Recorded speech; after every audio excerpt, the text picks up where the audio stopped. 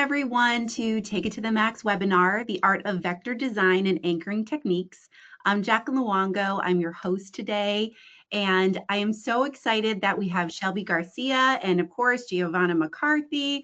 Welcome, welcome. Shelby, please introduce yourself. This is your first webinar, but not new to PDO Max as a trainer. And I have to say, one of the web chats that we did recently about ROI is something everyone has to check out. It's on our website under the news tab.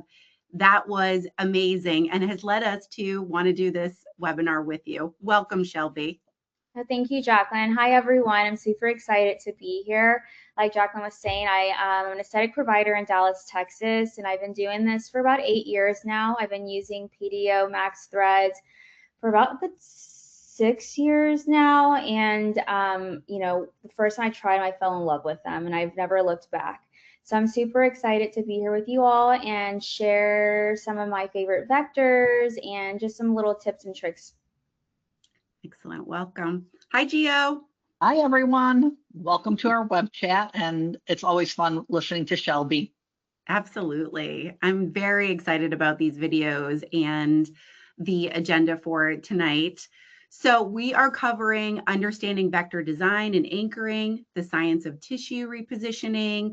There are videos on locks, and we're also showing a neck demo, combining techniques, and then, of course, topping it all off with skin boosters and finishing touches.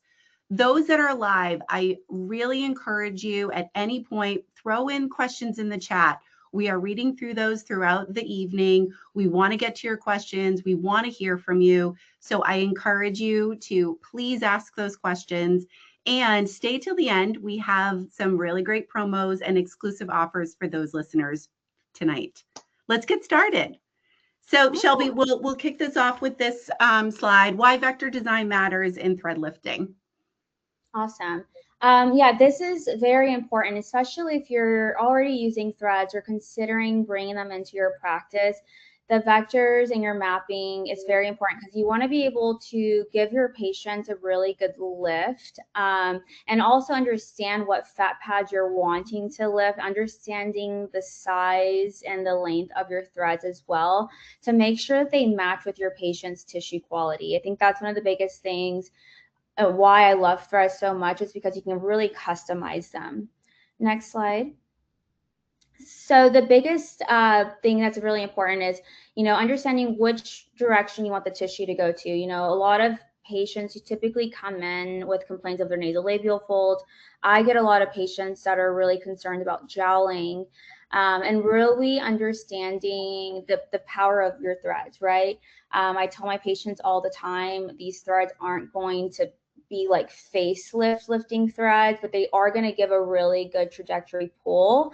And then I also like to go in and spot treat in the deeper planes with filler if necessary for more of that contouring for my patient. One of the biggest things as far as the longevity of the threads, I personally have my patients come in every 10 to 12 months for a reassessment of their threads. And my patients have been getting threads, I'd say for about 6 years now, 7 years now. And so, the results just continue to get better because once those threads start to absorb, the body's going to stimulate that collagen and elastin and maintain that tightness of their skin. And then same thing with, if I'm spot treating with filler and the deeper fat pads, I have them kind of alternate those treatments based on which product I'm using. Next slide. This is a really good illustration just showing how we age. As many of you guys probably know, we start to age around our eyes. We start to lose more superficial fat as we get older. There's literature showing that we're losing about 3 cc's of superficial fat per decade of life and then 2 cc's of deep fat pads per decade of life. And sometimes, you're going to have patients that they can either get 50 syringes of filler or with a really good thread pull, reposition all of that superficial fat, and then you can go in and spot treat. And I feel like my results have been better that way because they can get a better contour of their jawline, especially if they have some of that bony definition already. And it's just everything just kind of pulling that I can just pull up and lift with threads. And we'll go through some of my favorite vector trajectories in the face. Next slide. So going back to facial aging, again, the goal of threads is to, depending on which ones you are using, you're going to want to be lifting the subcutaneous layer, which is layer 2. So I tell my patients it's all of the pinching fat. One of the things with our gel, with patients that are gelling, we know that we're having volume distribution from the middle superficial cheek fat pad that starts to get flat here and starts to hang here. We know that in our medial cheek fat pad that starts to get flat here, we start to get a little bit more heavy in our nasolabial fold. Some of the other areas that patients start to notice is more of this pre-gel area too. And then we know as we get older, our ligaments start to become a little more lax, like overused rubber bands, depending on what ligament you're addressing and trying to support. But all of this plays a big part, right? And I definitely, one of my favorite phrases that I tell my patients is that bone sets the tone. So if your bony structure is not working with you, then there's only so much we can do as a provider. And I definitely think it's important when you set up a treatment goal to provide realistic expectations for your patients. I tell a lot of my patients, if they're 50 plus, you didn't get here overnight. And if we're going to go the non-surgical route, it might take a few treatments of threads to get us to a really good baseline. And then we can talk about and discuss a maintenance plan from that point. Next slide. So this is going to be my favorite part here. I recorded myself doing some threads and covering some assessment of my patient. She was super awesome, but she's your traditional mid-50s patient. She's experiencing a little bit of this pre-gel, a little bit of this gelling, some heaviness in the nasolabial fold. Naturally, she has good volume in her face, so I don't think she needs filler. And this is when I discuss threads as an option for my patient because they have good volume. All I got to do is just pick it up. And I'd much rather do that than just plump up their face with filler and have to worry about issues long term. And so with this patient in the video, you'll see that I go through my assessment and I love marking on my patients and discussing the aging process with my patients. I also like to assess where I'm going to make my entry point for my vectors, because sometimes I like to come from a higher entry point to see if the patients get a better pull upwards or a little bit more of a better pull laterally, which I think are both great options. It just depends on your patient's volume. And there's also some alternative vectors that you can do. And usually those are going to be for more of your lower, if you pull them up from a higher aspect, and then you're also trying to support them from a lower aspect to give them more of that definition and that jawline, which a lot of patients want. And same thing with necks. I tell patients, whatever we do up north is going to help down south with threads, and then we can reassess those treatment plans and different modalities with even like the little small smooth threads that I love, or the duo needle threads. That's what I love about the PDO Max threads, because there's so many options. It's just figuring out, okay, which one do I want to have fun with? We can go ahead and next slide, and let's go ahead and show the video.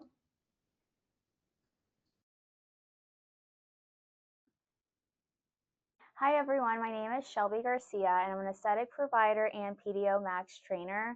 I have my beautiful model here today and I'm going to go over some anatomy with you guys and some of my favorite vectors using the PDO Max threads. So whenever I have a patient, I always like to kind of assess and see where I'm going to get the best pull. We can always make our traditional entry point here, lateral canthus, and make it to connect to the nasolabial fold, to the pre-jowl, and to the jowl. Or sometimes I like to come in at a lower entry point, right on top of that lateral zygoma here, and come to the nasolabial fold, pre-jowl, and the actual jowl. Oh, we lost the video. Promise, guys, it's good. Let's try to get so good. We were just getting there. Let's give it a moment.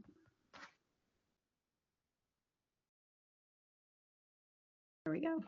So, like we Technology. discussed, we're going to be using our traditional 18 gauge Levo barb threads and placing one to our nasolabial fold to give her some medial lift, a thread to her pre-jowl to give her some lift there, and to her actual jowl to help lift this whole entire lower portion. Now, when I'm thinking about securing my threads, I like to use the same entry point and go reverse with our Levo locks. And that's going to anchor the thread and give the patient a little longer duration out of their actual thread treatment. Yeah. And so we could probably skip over and I can maybe verbally discuss if we just go onto the slide of the videos. Yeah, and that was that slide that had the two side by side. And so and also just even as we're leading into watching these videos, can you share specifically what they should be watching for in your placement? yes, so and that's a big big thing, especially if I have someone, when I'm deciding on what vectors I want to use, what thread size I want to use, I definitely want to make sure you're placing it in an area where there's some fascia, right? Because that's where our threads are going to secure and anchor themselves. I wouldn't recommend going in more of a dynamic portion of the face, which, we all have our line of ligaments. You can see how this interior portion of my face is going to be more dynamic. So you never want to start an entry point in a dynamic area and then lock it in a dynamic area. You want to make sure that you're anchoring it somewhere where there is fascia. I think that's really important. With the Levo barb threads, which I also love, is that you can stick the entire thread in their face just as long as they have room for it to go. So I love going past the nasal labial fold. You're going to feel a pop as you're popping through that fat pad. I love going past the actual middle cheek fat pad and the jowling aspect of it to really get that thread in, because my goal is to really pull it up and lift it. Now, as far as your the pre-jowl where your mandibular ligament is, I try to just pop through just a little bit. I don't want to come all the way into the anterior portion and the perioral aspect of the face, just because we are very dynamic and we talk and laugh, and I don't want to mess with that end portion of the thread. So I kind of anchor it into that mandibular ligament, just a little past it. And again, because we're going past the nasolabial fold, past the jowl, it's just going to pull and support the face. And so when you're deciding on what size thread to use, my favorite Levo barbs, I usually am either using an 18 gauge or a 19 gauge. And the reason for that is, if my patient has thicker skin, like I feel like I have pretty thick skin, I can handle 18 gauge or 19 gauge. My model, as you can see in the video, can we go back to the video so you can just see her face? She has some excess tissue. She's just lost some of that. She's has some more laxity in her face, and she needed those 18 gauges to be able to support all of that excess subcutaneous tissue. I could have used 19 gauges on her, but I just feel like for her to get a better result, I needed something a little bit stronger to support her tissue thickness. And I think that's also really important to keep in mind when utilizing threads. And the Levo barb threads even go down to 21 gauges, which I like to have some in my office for those really thin patients, those little thin gaunt patients, and slowly build up their collagen and elastin over time with my threads, but they'll still get a good little lift with it. But again, in these videos, you can see my markings. I marked out the nasolabial fold. You always want to make sure you're marking out that static wrinkle. You can mark out their pre-jowl or mandibular ligament. I also like to mark out the jowling, and I love to draw all of my vectors just so I know where I'm going, because I've seen in the field where injectors think they're going to the nasolabial fold, but they're too high up, and then they're getting into the orbicularis oculi area and getting stuck in the muscle and having to pull a thread out, or in this area thin. So it's really easy to get locked in this, or get into your different planes. So I think understanding, the anatomy, understanding your facial planes, tissue planes is very important when you're going to start using the threads. And I tell all of my patients, I know threads, everyone has a lot of questions about them, but I do them all the time. And I've never had a patient not come back for them. They're obsessed with them. They love them. The lift is something that filler can never give. And so I've transitioned my patients to, I base my patients in threads, lift them, and then I just spot treat. And I feel like that provides a better, more natural result for my patients. And then we can go to the next slide. And that's a great testament that every patient you've done threads on, they're coming back for it. Yeah, this model, I mean, she's one of them. She loves them. And that's why whenever I was looking for her model, I was like, all right, I'm going to use you, lady. She's awesome. She was a great model with great results. Everybody will see.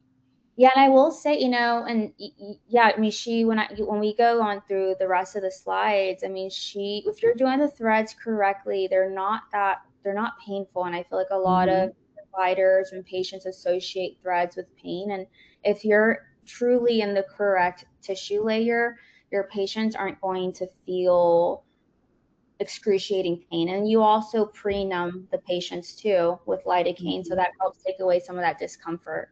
So with all of my patients, I mean, their pain level after the lidocaine, or even without lidocaine, sometimes it's always under 4 or 5. It's not bad at all. It's great. Yeah, and you see that with this model for sure. Yeah. And then an inferior to superior vector. This is also great, and you can use these with Levo locks. And this is just to give an extra lift. And I know, Gio, I don't know if you want to kind of talk about your thoughts on the inferior. What any tips and tricks you have? Well, I think that, as the thread industry has moved ahead, we have found that to really lock that fascia in place, you want to use the inferior to superior to lock the lift from the regular levels in place. I find that the longevity is much better, but I do find that people who are over 50 still need the traditional vectors done. So this is just an adjunct to, unless you have a younger population, and that's the population you can strictly do inferior to superior. There's we have a great training video on vertical enhance, and it is pretty amazing on the younger generation. It just puts everything back where it was. And to your point, when you were talking earlier, Shelby, people have to remember that really what we're doing and why you're checking people before you do their threads is you can only reposition them to their natural anatomy, right? So it is important to look at how their skin is falling, to pick your vectors. But what we find is that the reverse vector, no matter how you do it, you're just repositioning that fascia into the plate. It's just locking that fascia back in place. So it's really important to learn the reverse vector. And we don't necessarily teach it to novices because you're going into the scalp, and some people are just not comfortable doing that until they really understand their plane. But to your point, it's really not super painful. If you've been doing this a while and you know where your plane is, your patients are pretty comfortable. When you're a novice, it's a little different. You're still trying to figure out that plane. But once you do, it's a great procedure. Yeah, and like to your point with younger patients, I have a lot of patients that don't typically need the traditional interior vectors, and so like for me, I always just get a little jelly, so I can go ahead and get into my gel and just lock it into that inferior aspect of that lateral zygoma. Maybe do a little Levo Lock reverse to help that anterior cheek, because I'm already a little, my cheeks are already lifted a little bit. So it's just all the maintenance plans. And again, that's what I love about threads so much, because you can have so much fun with them, and it's not cookie cutter. So that's the problem, Shelby. It's not cookie cutter, and I think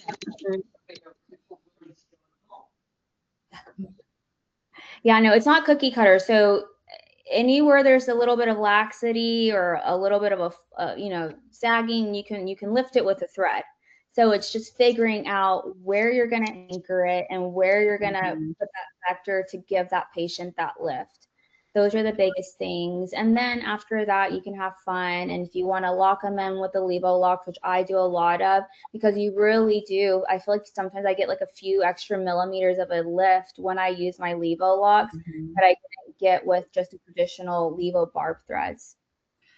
So we did have a question about how do you transition a thread lift patient from a one-time procedure mindset to setting that long-term treatment plan without them feeling sold to, or you actually talk about this in your web chat too, of the expectation that you set when you start treating your patients with threads. So this is a great segue into further, because you've just said how many times you have your patients come back. How do you set that expectation, Shelby? So during my consultation, when I'm going through this with my patients, I tell them, I try to gauge where they are, if it's their first time when they're seeking out treatment, and just gauging what expectations they're having. If they're planning to have, a facelift in 5 to 10 years, or if they're just wanting to stick with a non-surgical route, how lax their skin is. Like I had a patient today, she's lost 60 pounds and she had a lot of laxity. And I told her, I was like, I know I can give you a good lift up north, but down south, I mean, if you're okay with a little bit of a pull, cool. But if you want this, that's surgery. And so making sure we're on that same page of results. I show a lot of before and afters to my patients, and I show them before and afters from like day one for my patients up until where they are. And you can see, obviously they're not gonna, because even after your surgical procedures, patients are still aging. And so I tell them that too. 100%. Yeah, I have a lot of patients that have had facelifts and I'm still doing threads on them. Like you still have to maintain those results. And so I think consultation is huge, and just being honest with them. Like I know the powers of my threads and I know what they can and can't do. And just discussing the aging process. I think having a good understanding of what fat pads are being lost at what age and how fast, especially with GLP-1s. Here in Texas, no one eats, so everyone's just falling. And so I think that helps a lot. And I'm a firm believer in setting the expectations kind of low and then over delivering for them.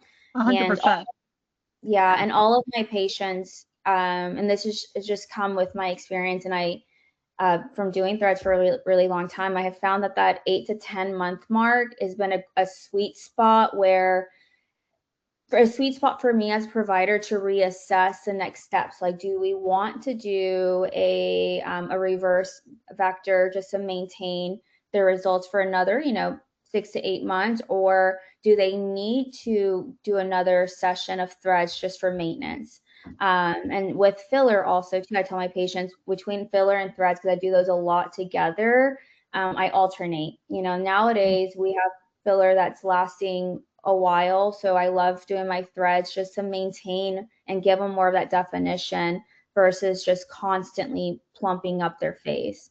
Well, and I think that really the proper education on this is nothing is a one and done. Literally, nothing is a one and done. So I guess I'm not completely understanding the question, because if the patient is coming to you, they're either people who have been getting treatments and know that maintenance is part of the whole treatment, or if it's somebody that's coming to you for a special occasion, then the patient has to decide whether it's a one and done for them. But the reality is that all these services work together, whether it's microneedling, lasers, threads, and there's nothing you can do, and I'm including a facelift, unless you literally do a $250,000 facelift where you're getting your eyes done, your forehead done, your neck done, your lip lifted, and then you still have to maintain it. So I guess that where the conversation really needs to be is, are you trying to maintain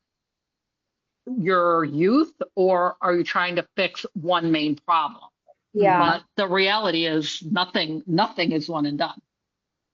No, you're absolutely, and I love it. Yeah, I forgot to mention that. I mean, I tell them all of this requires maintenance, depending, yeah, what your goal is. Do we have a big events or big, life changes or whatever the case may be? That just tells me how fast I can get you there. But for long-term results, and it's everything requires maintenance, and so that's why I have them on an 8, because I honestly, I have some patients that think threads last forever, and I'm like, no, you still have to keep up with those. I know, I don't know what you're reading on the internet, but you still have to keep up with it. So that's why I have just found it easier for my patients to keep up with the maintenance of their threads when I give them a time frame that fits with everything else that they're getting done. And I don't want them to go a full year without their threads. So that's why I've kept it at 8 to 10 months. And if I feel the need to push it back because they look great, then I'll do that. But I explain that to my patients when I decide in that moment. Nice. All right, next slide.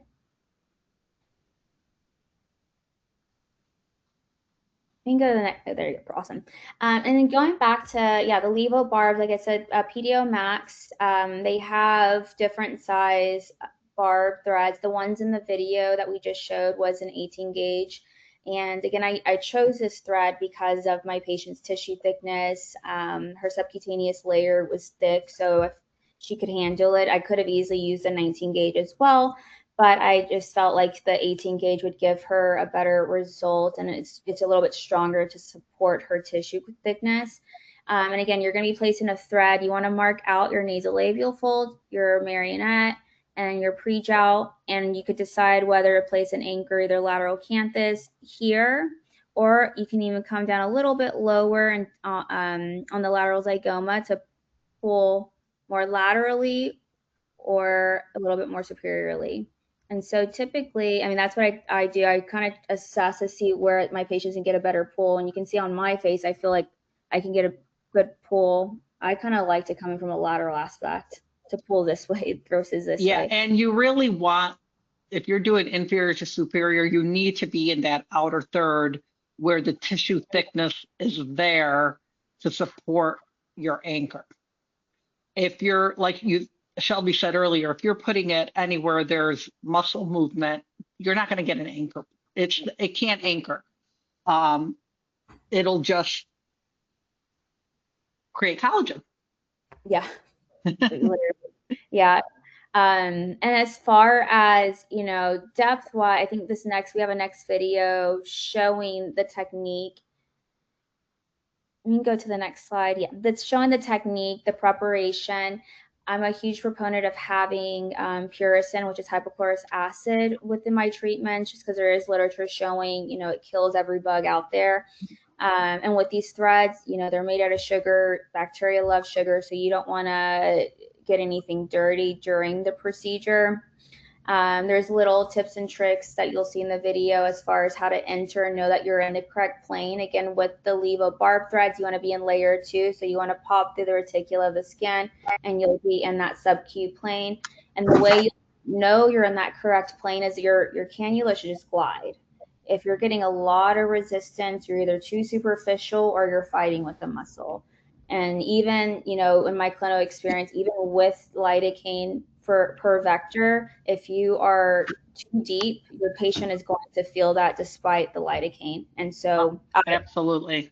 And one of the fears people will talk about is, hitting a nerve or going through a nerve. The reality is no amount of lidocaine is going to numb them enough that you won't know, or the patient won't know. You'll know, they'll jump. So you really got to pay attention to the patient and how they're reacting.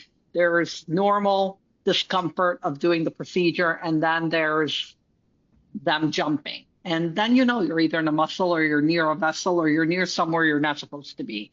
The patient themselves give you tremendous feedback.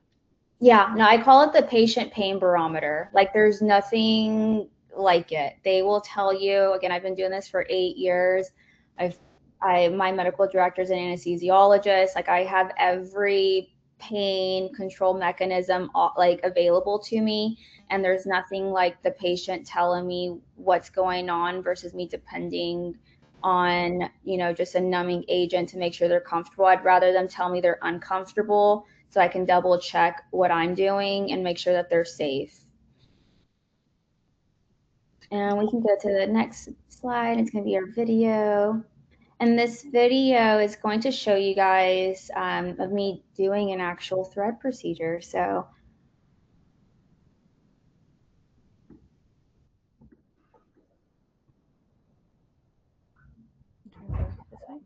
This way. So you're gonna you can pinch see how up the skin. I like to enter the introducer needle. Just one little pop. You don't have to go deep. When I take off the thread, I like to hold the hub and gently take off the plastic cap, and be careful and make sure you don't get the marshmallow taken off while you take off the cap. So you can zoom in, Carson. So you're gonna pinch up. You're gonna twist, twist, twist. So you're about halfway on that tail end. I'm gonna come for that nasolabial fold first. Twist, twist, twist. Perfect. you can see that And this is the depth that you want to be at. I can see the cannula. Just feel it.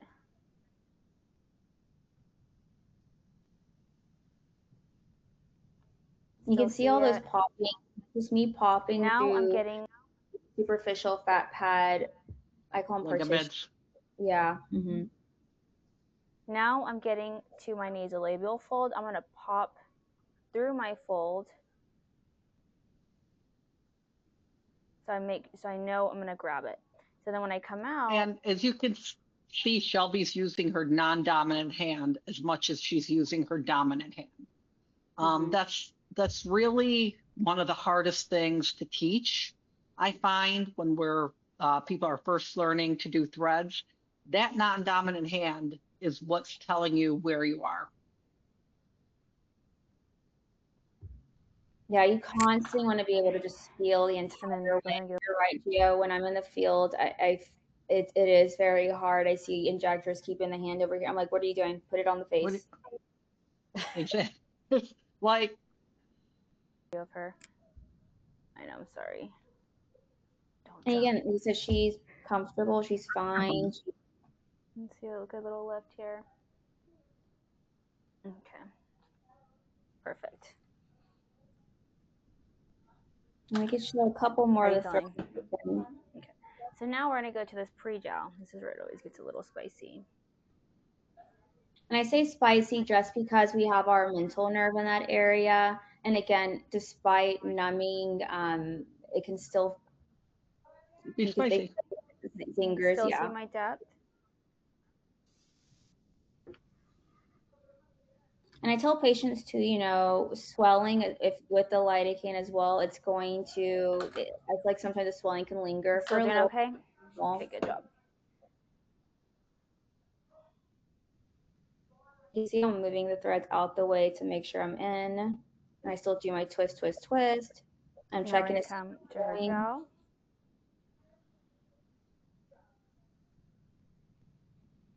You see I'm constantly feeling. Going past the gel. You see that here? Past my gel. You see I got the entire thread in as well. Perfect. Which is, you want that because you want to be able to. So now I'm going to lock. Sorry, I'm talking over. You want to get that entire thread in there to get it. Make sure you're going to get a good pull. Because if you get a little piece of it, I mean, it's going to just rip out. And then you'll have to go back in there. Lock everything in.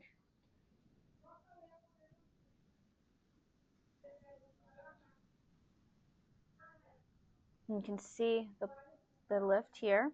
So now I'm going to tighten them. I like to tighten and just pull the threads up and away from each other. Pull up and away from each other. This is okay because when I cut the thread, it's going to fall a little bit and smooth out. Gio, I never got the hang of using my non-dominant hand to pull with the most. That's okay. But I was just going to say that over pulling she's doing it for a reason.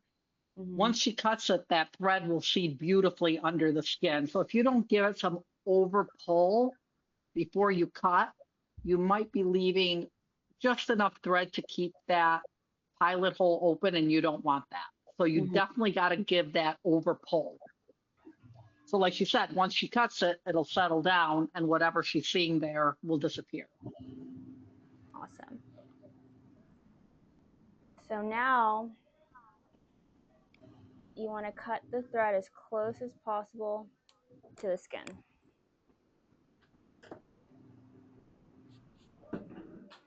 And I like to get a clean gauze and just pop it all in. You can see how it just smooths out really And nice. see how we're not even almost done. Now we're going to go to this lower portion and pull up and then lock them in with the Levo locks. How are you doing, girl? Okay. So now, let me turn you all the way this way. So we're going to come do our lower thread. Sorry, you can go ahead, Diana. I'm going to pinch up. Forgot that I was explaining everything in these videos. Mm-hmm. And these are my favorite So too, because getting... they really give a good extra pull. I tell everybody that if they're doing jawline filler and they're not doing this vector, they're probably using twice the amount of filler than they actually need to use, because this literally brings the gonial angle right out. Mm-hmm. Yay. So here it can get a little tricky. So I try to pinch up as much as I can, or just twist slowly. So about halfway on that tail. Lay it flat. I'm going to go to this pre-jowl and pinch, twist, twist, twist. You can see my depth. Here, anatomy-wise, you want to be careful of the parotid and you want to be careful of the masseter. If you're in the correct plane, you'll be fine. But if you start having your patients, they're jumping or they're in pain, that's a sign that you're in the incorrect plane. You can see them popping up. Good job.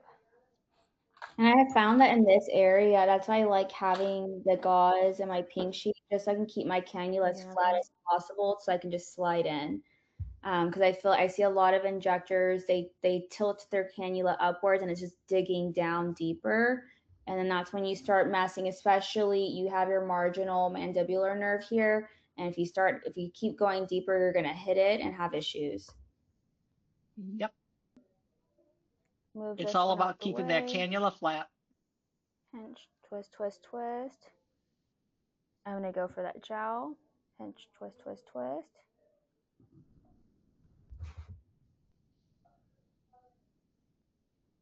If you get any resistance, just twist. You can feel my thread. Awesome. You okay? And what I'm going to say is, if you feel any kind of tension, if they're not complaining, Awesome. it's So now most likely a ligament. I like to lift. Yeah. Again, that's going to smooth out, so I'm not too worried about that. And again, guys, keep in mind, I mean, we're cutting through the partitions of our superficial fat pad, so you're going to feel... And I'm going to cut as close as possible to the skin. Perfect. I tell people, if they're in or near the muscle, it feels like a trampoline. Mm-hmm. It gives you bounce back. It's not just tension. I don't know. Sorry. My boyfriend, who's not a videographer, You see, everything looks good. Videographer. And you can imagine he's never seen anything like this. So he's like, what did I sign up for? And I'm like, I know, just film. Don't pass out. Yeah. Did a great job. Videos are great. We can go to next slide. So before we hop into the Levo Lock demonstration, let me get this slide up.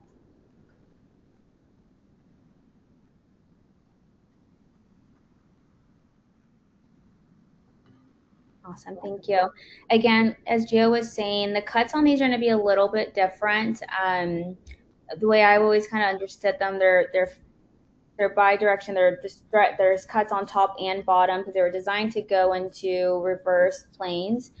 So, and they just anchor in everything. And again, in my personal clinical experience, I do feel like the Levo Lock threads give that extra few millimeter pull that your patients need. Anytime I feel like, man, I feel like I could have gotten a little bit of a better pull, I already know that because I'm going to use those Levo Locks, that's going to help just really anchor and support everything that I was trying to achieve with the traditional vectors.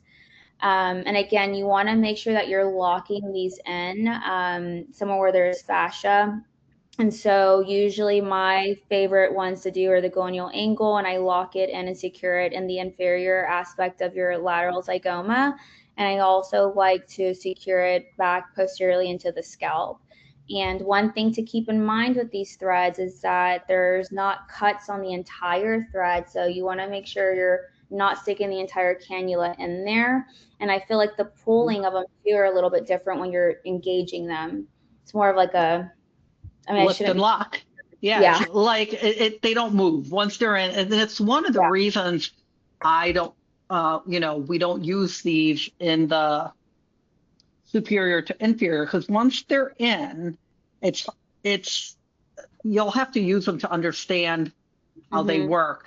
But they will pull, but they stop, they hold. Yeah. So it's hard to do that to get the original lift. So the regular levels give that nice lift without preventing the tissue from moving. These almost prevent the tissue from moving once they're in place. Mm. Yeah. Next, can you do the next slide? So this is a standard vector planing or planning for using your Levo barbs and your Levo locks. In the video that we're going to be showing you guys, you'll see me doing one at the gonial angle, like Gio was saying, to really contour that gonial angle. And I'm also doing one in the same trajectory, just reverse as my pre-gel thread. And again, just going reverse to really lock that in. And that's going to help support that pre-gel and gel, which a lot of our patients don't like. And it even gives a little bit of a few millimeter lift in that anterior cheek as well. And as far as the preparation and entry point, I know PDO Max, Gia, I know I've been told that we're not supposed to use the same entry point, but I think if the patient has No, tissue. if you're going reverse vector, you Yeah. can have 4 threads in the hole Okay. because they pull away from each other. The reason we don't like more than 3 in one hole going one way, it almost leaves like an empty pocket for a few months that feels weird. But when you're going into the reverse vector, it's actually tenting that area, so it's fine. Okay, well, perfect. So that's what I do all the time. I Yeah. haven't had any Yeah, issues. no, I like to lock in all my vectors now. So Yeah, and I would say just make sure you guys are really popping the skin over the threads too, because I've seen some providers they don't do that, and it creates a little pimple like yep. area where the thread's just trying to protrude itself out, and it's just going to be a problem. So just make sure you're really getting that extra pull to pop it over.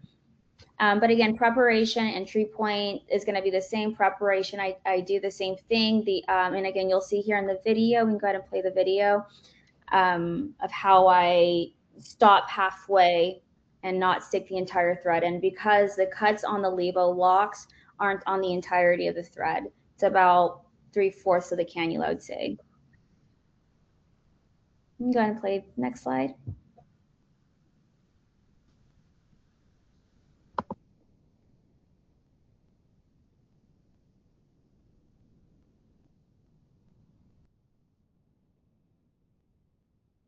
So remember, we placed a thread There to we her go. nasolabial fold. We placed a thread to her pre-jowl. We placed a thread to her jowl. Now I'm going to use that same entry point and place the Levo locks.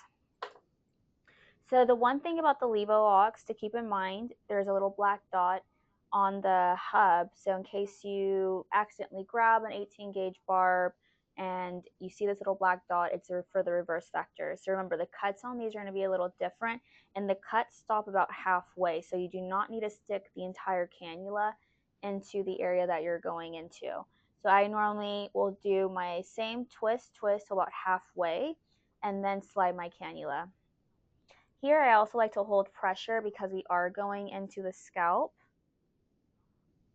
And so again, twist. It's just to help take the edge off.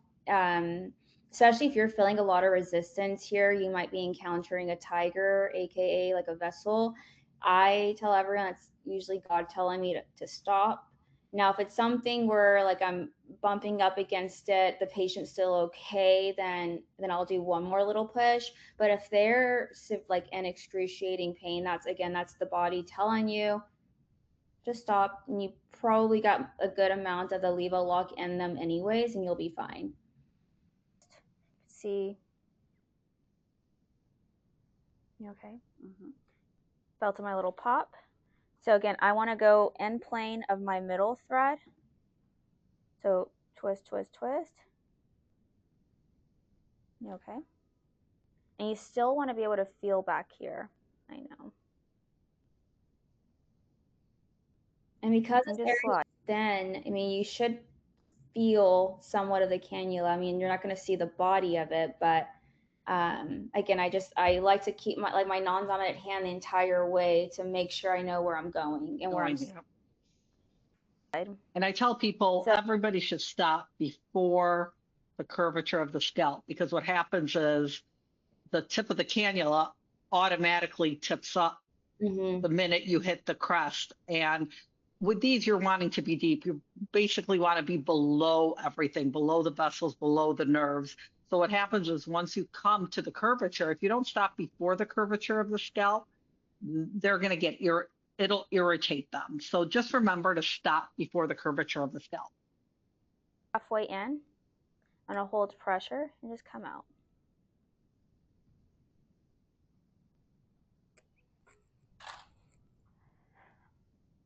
And get this little marshmallow off. So when you're pulling and lifting your reverse, you can get pretty close and see the cuts on these. We tried, guys. So you want to pull upwards. But look at that. You see I love that. Look at the contour of the cheek that it's giving my patient. So gently pull up. You can see how it's stopping, right? Like, and so again, that's what I'm getting at. That's why I don't like to use them to lift, because just like you're seeing, it stops. It almost grips. It doesn't let you go any further. So again, these Levo locks are going to help and secure my anterior lift with my barb threads and give the patient a longer duration out of her results. But look at that. So pretty.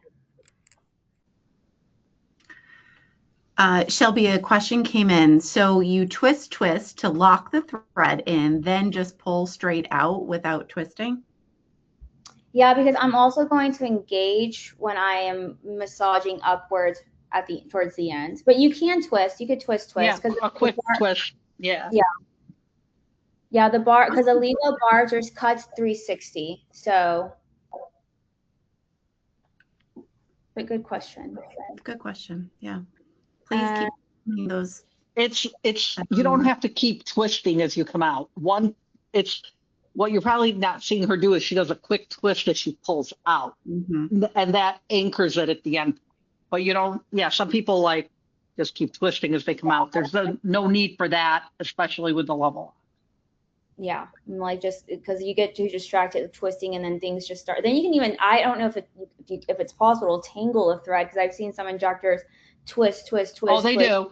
Oh, I'll get 100%. If you over twist, then you're not able to get the cannula out. I've gotten phone calls in the middle of them doing a procedure like my cannula stuck. No, reverse the twist and it releases. It literally wraps the thread around the end of the cannula, and then they can't pull the cannula out. So yeah, over twisting is not good.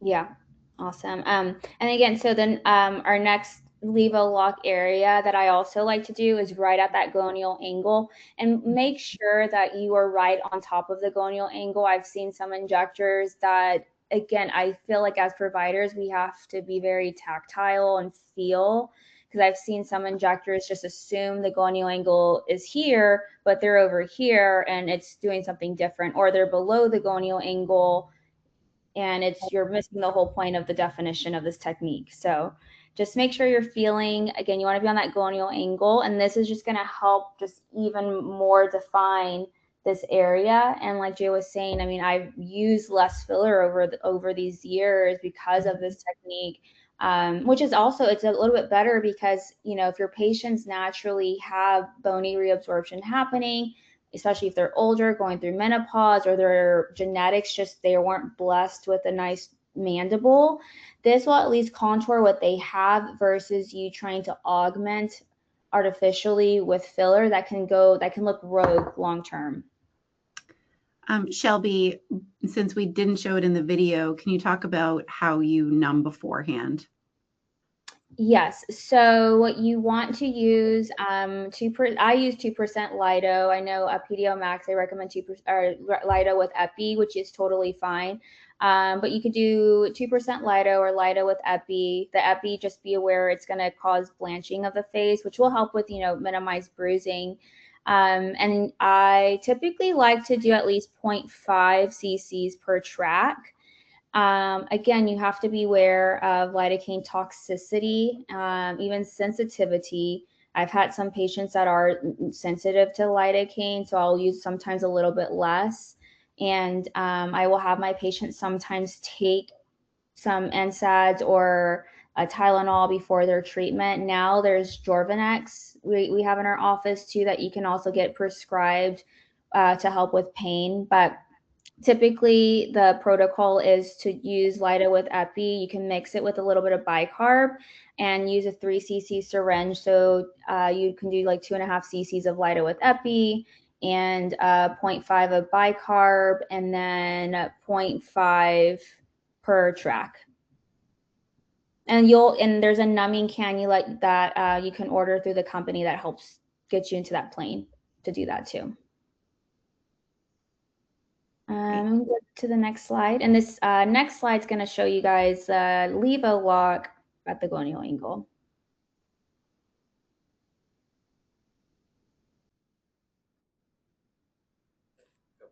So now we're going to do our reverse Levo Lock, and that's going to end at this inferior portion of her lateral zygoma. And again, this is just going to give her an extra lift in the slower portion of her face, just to give her some more definition. So enter at the gonial angle. I'm going to pinch up, just one little pop.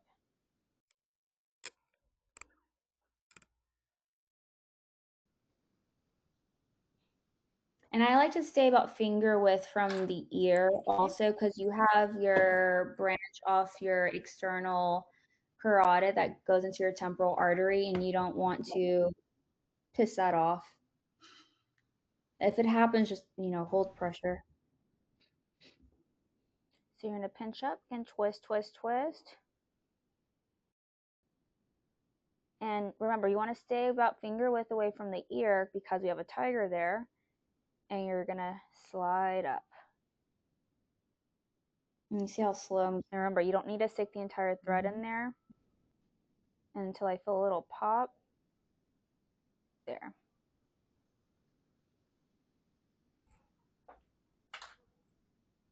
And then same thing.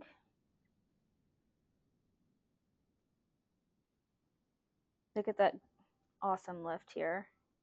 You can see it, like Gio was saying, it doesn't give anymore. If you keep trying to force it, you're gonna pull the thread out. So I usually just stop pulling and lifting when when the thread's telling me you're good. Press down. Okay, so pause, and now I'm gonna have you get a. That looks so pretty. It looks so good. I was just thinking the same thing. Let me go to the next slide. Are there any other questions right now, Jacqueline? Not at the moment. Anyone that is live, please ask your questions. Ask us anything. This is your time. Yes, exactly. So common placement mistakes. Again, I think we can go to the next slide. Is poor vector selection. So again, don't start your thread entry point in a dynamic part of the face. Just make sure you are choosing somewhere where there's some fascia for the thread to anchor itself into. Making sure you are in the correct plane. Again, I think if you are too superficial, depending on what it looks like, sometimes I will just leave that thread there and let it simulate collagen and elastin. If it's too much puckering or there's going to be an obvious deformity, then you have to pull the thread out. Same thing if you are too deep and the patient's just having excruciating pain or it's coming out somewhere it's not supposed to be, just pull it out. And then an excessive tension, you know, I feel like when you're overcorrecting, which I think is sometimes kind of hard because I feel like the threads kind of stop you, but if you overdo it, I feel like, I mean, one, the thread is probably going to pull itself out. You're going to break the thread. G, I don't know if you have any input on this. Yeah, I'm a big one of not leaving people over tethered. I mean, I see it.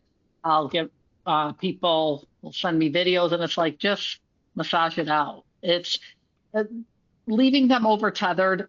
Some people think that it'll hold the lift longer. What I have found is no, it just makes the patient and client annoyed, right? So why have that annoyance for 2 weeks when it's gonna settle where we should have left it settled? So I'm not a fan. There are practitioners out there that will say that they have better results by doing that. I also feel that if it is over tethered, it's in the wrong plane. It's in that more 1.5 and not layer 2, because I really can't over route it if I'm in the right I'm in the right plane. So it tells me you're superficial if you've gotten that much pull. Yeah, and if the thread has a hard time settling in, I feel like the longer it takes, that's when you start running into complications. Is what 100%. Absolutely. So you make sure that when they leave the office, they look presentable. Yeah, because I'm telling you guys, if you leave your patients looking a little crazy, they're going to harass you and bug you until it gets fixed, and it's going to just be a lot more hand holding than necessary. We can go to the next slide. So up next, we're going to discuss our molded max, which are amazing bi-directional threads, and these are so good for the lower face. I'm so happy we have them because they really just lock in and just mold up against the mandible, which, you know, joweling is big for a lot of patients and patients hate it. And there's only so much you can do with joweling with filler. But with these threads, I mean, they're such a game changer in how they just lock in and secure that subcutaneous tissue and adhere it to that bone. Yeah. And these are threads that you should be using inferior to superior. And you absolutely don't want to go through muscle activation zones. Where am I talking about? The orbicularis around the mouth, the platysmas. If you go from superior to inferior in the platysma, it will literally pull the thread towards the middle. It's just interesting. Wherever there's muscle movement, these threads will migrate towards that muscle movement. So you want to put them in the opposite direction of that muscle movement. And lock them in. And lock them into the fascia, deep fascia. Diana, can we show the video? And this is going to be of Gio displaying the neck demo of the molded max. They're so cool. They're so awesome. Again, for your patients that are jolly, I love doing my traditional lift and then just throwing these in to really secure. And that's exactly what you're explaining. It literally just contours that area. It fixates it to the lower tissue planes. So Rachel's going to start with the 19s. I still like to pinch to go in. Some people like to make it taut and twist. I still feel like that, and I've got it halfway under the skin. I felt kind of that pop for it to start, and then I'm going to go ahead and start threading it. And again, I'm just pinching the skin and kind of pushing it over the cannula. I've still got my thumb back here on the thread just in case I would have to reposition. Here, as you're coming off that zygoma, it wants to come superficial, so make sure you're staying. You may have to adjust your angle up just a little bit to keep it deep. Here I am gently applying some pressure as I start to twist the thread to deploy it. Here I'm going to go ahead and use the hemostat. And if you really pay attention, she's not pulling on the thread. She's holding tension, but she's getting this nice little pouch here and pushing down on it, whether it's with your fingers or with retracting the thread the other way. I find that coming in behind the thread helps get the next one in. Sometimes it's on top of, but still trying to come in at that 90 degree till you feel it pop under the skin. A lot of this is a sensory. Like you really need to pay attention to how it feels when you're deploying these. It's something that sometimes can't always be taught. And if you have really pretty well virgin tissue, it's pretty smooth usually. If they've had other products in there, whether it be Sculpture, Radiesse, other things, sometimes it feels a little catchy, but if you can feel your tip of your cannula, you know where your cannula is, you're pretty safe to move through. But if it feels like the tissue's gripping the cannula, you're probably in a muscle and shouldn't be there.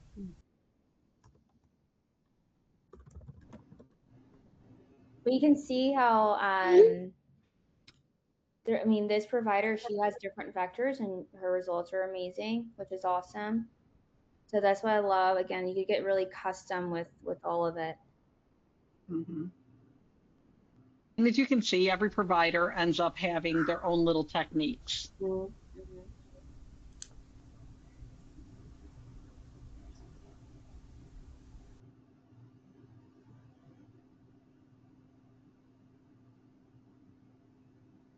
So here, she's very narrow in her anatomy. Her tissue layer is thin. So I really want to make sure here that I'm going to get enough of the thread deep enough that we're not going to be able to see it bulge. Exactly.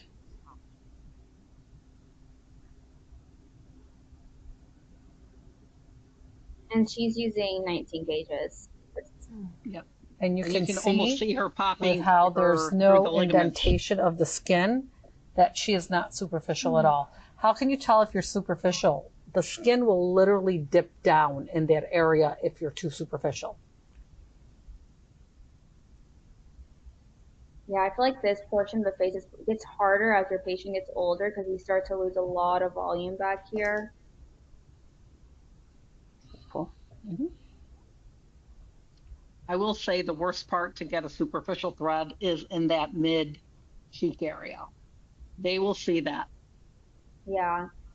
Anywhere there's not muscle movement, it's probably not as. And when she's getting a little bit of tension as she's going through, if she knows she's in the right plane, what you're going through is some retaining ligaments. And the patient will actually feel a little pop.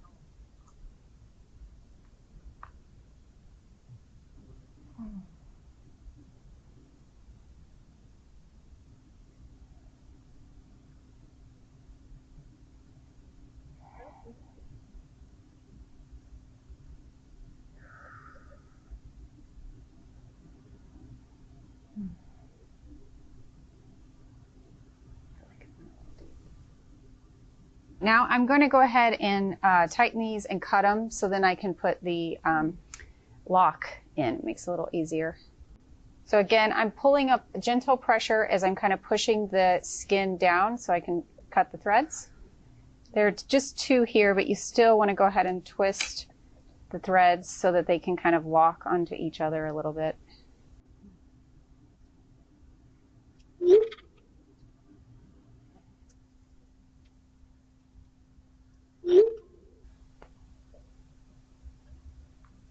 So here I'm pulling a little bit of tension and traction. I'm going to give it a little bit of a twist motion to get it under the skin. Once half of it's under, we're going to go ahead and start feeding it. And now she's doing her Levo Lock. Mm-hmm. up, and it's a pinch together and push.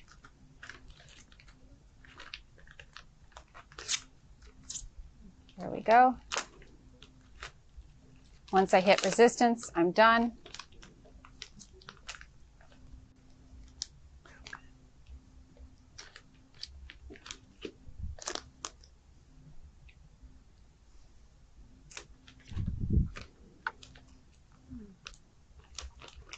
Pinch together, push down, was in. Hit resistance, I'm done. This is our molded max. As All you right. can see, the molded max has a little stopper at the end, which allows you to not have to hold the thread if you want to redirect. The cannula is a little different also. It's a W, so it's a little, I don't want to call it sharper, but it's got a little more ease through the tissue, and there's no folded over thread. So when you insert this, you put it all the way in, you got to pull out a 1/4 of an inch. We're going to loosen this, pull it out as we pull out that 1/4 of an inch. Then we got to tap the thread in. You have to make sure as you're tapping, you can feel that thread engage. Then you can pull the cannula out. So, Okay, we have the cannula again. These are the molded max. We can loosen the holder for the thread instead of keeping our thumb to have to hold the thread. This little plastic piece does that for us, but you may want to just give it one little jiggle before you go to make sure it's loose enough. You can see the thread does not come out the end of the cannula. We're going to go in our track that's already numb. I just came and pulled the thread out of the way so I could get back in here. I'm in the right plane.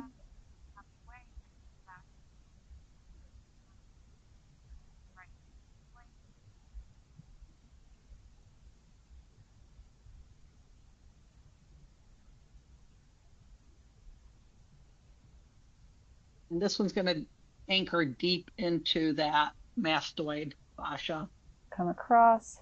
I'm as far as I want to go. I'm going to pull the plastic piece out. I'm going to give the thread, kind of push it almost like you're threading the needle, or you can do the tap tap, and it's staying in here. So I'm going to go ahead and remove my cannula, and then we can go ahead and pull this side to tighten. Yay. And she's doing 3. Looks like.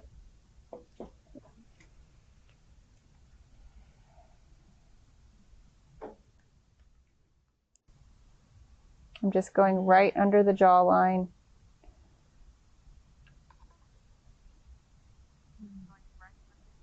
I'm not really meeting anything strong and resistant. I'm stopping when we get as lateral to our line. Again, I'm going to remove this plastic piece.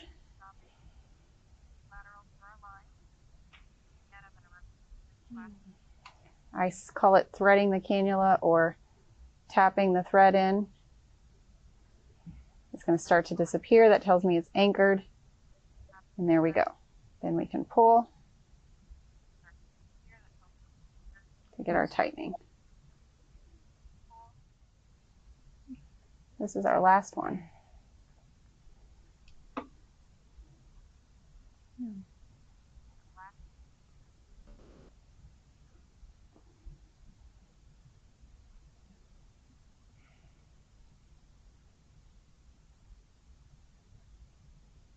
You can see her depth is still, I mean, still want to be a little superficial. We have fat in this And area. you're not forcing anything. You're just letting it glide. The tissue plane and back at our line. I'm on taking the plastic piece out.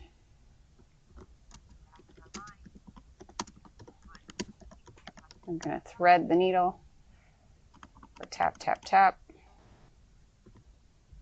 And deploy.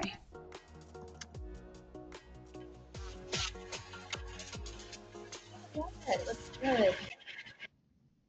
Great result. Yeah.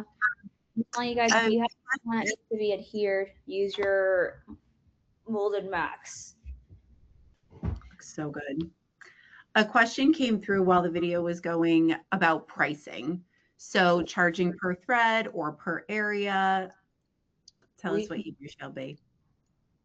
I would suggest pricing per treatment. I think when you get to pricing per thread, it dictates the result. I come from a practice where we've done that, and it is really hard when you, as a provider, you're like, they need more than maybe 10 to 15 threads, but they're like, well, I can only afford 2 per side. Then at that point, you're under delivering, you're doing a disservice for them. So I would say, the ROI for threads it's going to be amazing. And so I'd recommend pricing per treatment area. And I know PDO Max as a company, they provide a lot of support in that area. Mm-hmm. Yeah, I mean, what we learned, and we learned that from the filler companies, the minute you start charging by syringe, the patient dictates the treatment, and then guess what? Then they don't get the results they want, and then they're not happy. You want to absolutely by area, because if you need 3 threads, great. But if you need to put in a 4th one, you want to do that. You don't want to nickel and dime your thread procedures. You should be charging enough. You're charging for the procedure, not the product, right? You're charging for your expertise doing these procedures. The better you get at them, obviously, the more you should be charging for them. So it's really never smart to charge by the product, because you're not in an industry of selling product. You're in the industry of selling a service and results. Mm-hmm. Absolutely. And we have in our toolkit and in the portal a lot of documentation behind the ROI per area and recommendations. So we can certainly always share that with anybody that's listening and whomever just asked that question. So for the finishing touches, once you have done your lifting and repositioning, everything is complete. Now this is to just elevate those results and get the skin in its optimal health. Yeah, so this is going to be the Lume MV, and this has PDRN, which is the deoxyribonucleotide, niacinamide, hyaluronic acid, glutathione, vitamin C. So they're all great things for hydration and brightening.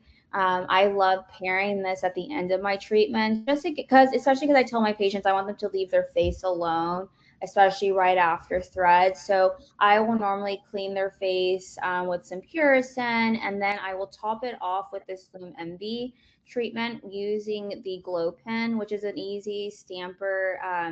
It's a 0.5 millimeter needles, and so really easy. Just pump it in, stamp, stamp, stamp. And over time, it's going to help just with the brightening of the skin and hydration. Sometimes I'll mix it with the PDO Afterglow, which is a mixture of PDO threads in a powder form and hyaluronic acid, which again is just going to help with the tightening, and it's going to help with the hydration of the skin. And inflammation. Oh yeah, and with inflammation. All right, up next is our Lume MV. I like to add this at the end of my thread treatments for my patient to help give their skin a brightening appearance. This Lume MV has PDRN, glutathione, niacinamide, hyaluronic acid, and vitamin C. All of these ingredients will help improve skin pigmentation, tone, and texture. So I'm going to show you guys how we put it in our Glow Pen. So there's a little up. Super easy, and foil comes off with the plastic top. And patients love it. They love the glow that it gives them afterwards. Here. These Glow Pens are airless pumps, and I'll show you what that means. I pour my Lume MV. Or the tip can go over onto a syringe as well. And usually this is enough to get a couple of passes for the face. And then you pop this on here. You want to unscrew that, and then we're going to attach our Glow Pen adapter, which is the needle tips are 0.5 millimeters. There's 19 needles, and they're 32 gauge. I typically don't numb my patient for this part. It's not that painful, and you don't have to dig the needles into the skin. Just gently tap it. Press it. Take this cap off. It's comfortable and I it's like to quick. give a few pumps to get the fluid through the needles to prime, and we're good to go. So yeah, I think I'm gonna do a demonstration as well. It is a really quick treatment that you can just decide the day of to add on to so many different services. Yeah, sometimes I add it on after neurotoxin or my Yeah. filler appointments. Yeah, just makes the patients look good and feel So good. I like to And do a quick little pump, get some of my Lumimbi, and just stamp it. And this I just want to and get again, you into can just the stab superficial it layer in. of our Yeah. dermis. You don't. And when you're pumping, So my that's patients where can the look product is flowing through those 32 gauge needles. What I like about it is you're not relying on gravity And again, this like other solution will cover the stampers. entire face this way. Mhm. And she really does glow after from it. Oh yeah, no, she does. I I can't avoid wait to show my the entry point. before and after. Yes. People have said that So gentle over that the have area that been you did the using threads, it 'cause patients are post gonna be a little tender. threads, how much less pain people are in after the procedure. Mm-hmm. Very filling. It's That that and inflammation. anti-inflammatory. Yeah. Mm-hmm. This way. You just She looks over. great. Mm-hmm. I have to say, every time I've been at Shelby's, everybody who's got threats has had them before, and yeah, they're all happy. And it is such all of this is such a nice adjunct to everything else that gets done in med spas, A little Mm-hmm. bit and it's underneath. too bad that people, they first try threads, they don't get clinically competent right So go ahead away, and and do they this one stop too. doing them. It's like you got to keep doing them to become great at them to get the Mm-hmm. results. It's like everything else. I said to somebody the other day, so you mean to tell me the And do a first little time you press. injected filler, you were perfect at it? Mm-hmm. I don't think so. Mm-hmm.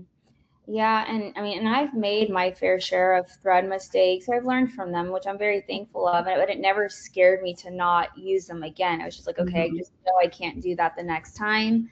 But again, a lot of my patients, I come from an area where, I mean, back in the day, 2020, 2021, threads weren't as big as a procedure as they are now. And so, but again, I'm known as the thread girl and where I am for work. So, and it's just about doing the right thing, doing them correctly. And that just takes practice and just being okay that if you make mistakes, it's going to happen. You have a team. PDO Max is a great support system. There's been plenty of times where I've texted Geo for help about something and she gets to you right away. So you're never going to be left in the dark if something happens, which I think is very important. Look at these results. Wow, glowy, glowy. Yes. She has to be so happy. That looks so great, Shelby. Thank you. Excellent. Well, and to echo everything that you just said is a great segue into our summer promotion for training. Typically, our full day trainings are $5,000 for 2 providers and 2 models per provider. Through September 1st, we are offering trainings for $4,000, which is an amazing savings, great value, and it just needs to be booked before September 1st. For level 1, level 2, along with our clinically confident sessions. So, what you were just talking about, getting those 10 faces under your belt and keeping that momentum going. Sometimes there are providers that need a little bit more and a little bit more help with having a trainer there. You can book your patients for the day and you just have the trainer to lean on. And of course, we are here to support along the way, but that clinically confident day with a trainer is huge. And that has the summer promotion as well for that $4,000 of threads. And you book your patients and you have your trainer for the day. And I It's was just going amazing. to say the clinically confident day is Yeah. really not a quote unquote training day. It's really Right. about you. If you really you still don't have that confidence, but you have patients that really want threads, you book those 4 patients on the same day.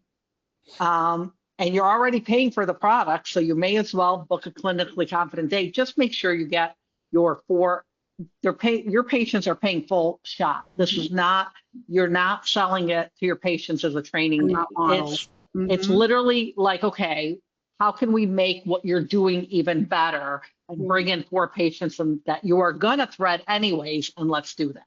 Absolutely. So please contact us, info@pdomax.com. Connect with us. We're happy to explain through that and get some trainings booked, or even that clinically confident session if you've gone through our level 1 or even level 2 and you need, a little bit of a refresher potentially.